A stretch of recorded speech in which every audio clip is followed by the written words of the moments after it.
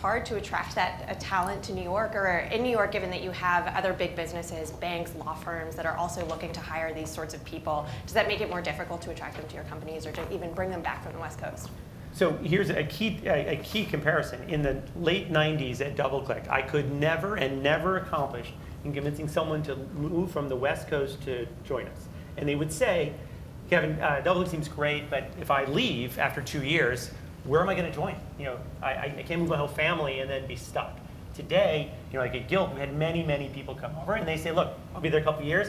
That doesn't work out. I'll go work at Etsy. I'll go work at Shutterstock. I'll go work at any one of 30 companies and make my career here. And that's fundamentally changed.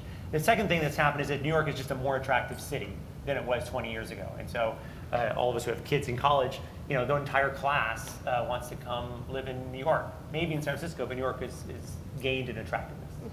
You can actually make a case, I think, for the first time that rent is less expensive in New York than San Francisco. Yeah. It's really saying something. And so I do that regularly. I mean, that's not the only consideration that people have.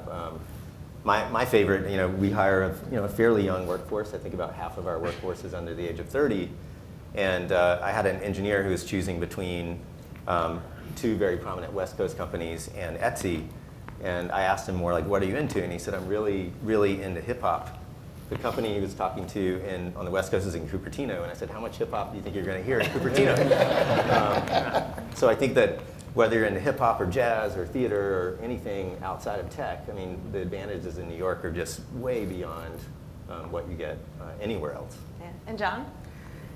Yeah, I agree with all of that. I just did this welcome to the freshman class at Columbia, and when I did my computer science master's there were 20 people in the class, and today there are between 250 to 300 people studying computer science at the master's and undergrad level. So I think over the next 10 years we're going to see a lot more people that are going to be competing well in this world. Okay. So